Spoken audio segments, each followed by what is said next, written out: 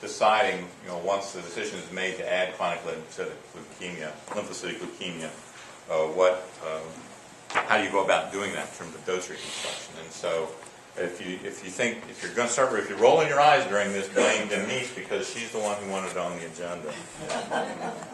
Okay, this is from that ARPA, so it's a little more background information that you really need about the program, how we do dose reconstruction, and that the original regulations excluded coverage for chronic lymphocytic leukemia. At the time, it was believed to be not related radiation exposure. In the intervening years, about the last 10 years, the opinions on that have kind of softened a little bit. There's still people who will tell you it is not radiation related. It should not be in here.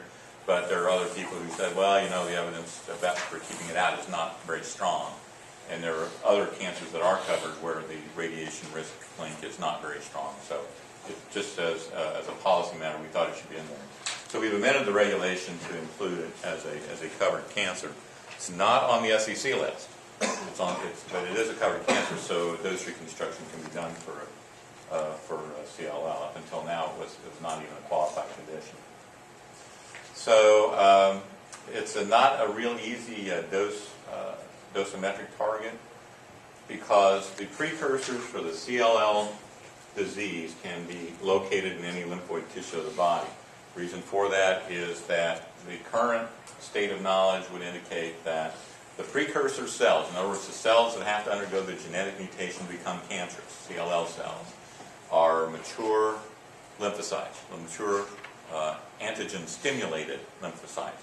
So they're circulating. They're not located in one location like the thymus or the bone marrow where they really get generated from, but the precursors are mature, and so they can be anywhere.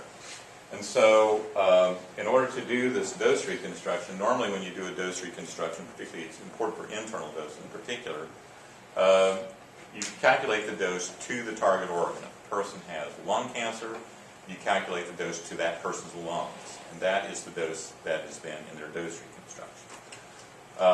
For CLL, since the precursor cells are throughout the lymphoid, everywhere in your body, there's lymphoid tissue, it's circulating, there are lymph nodes, it collects here and there, there are other structures where lymph nodes tend to collect.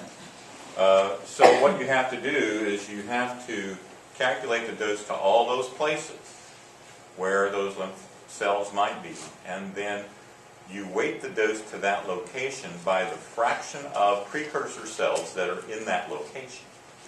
So, in other words, if 20% of them are in your thymus, for instance, you would calculate the dose to the thymus and then take 20% of that number and put that in your tally.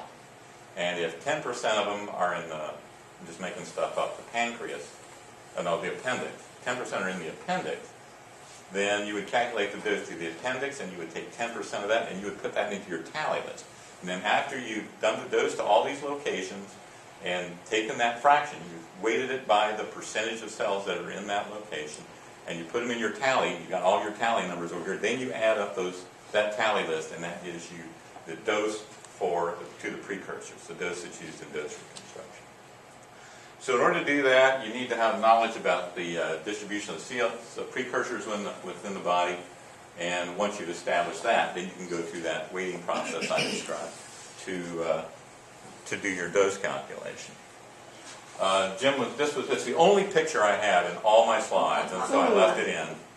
It shows areas, and you've got it, so you can probably read it in your handout better than you can read it on the screen.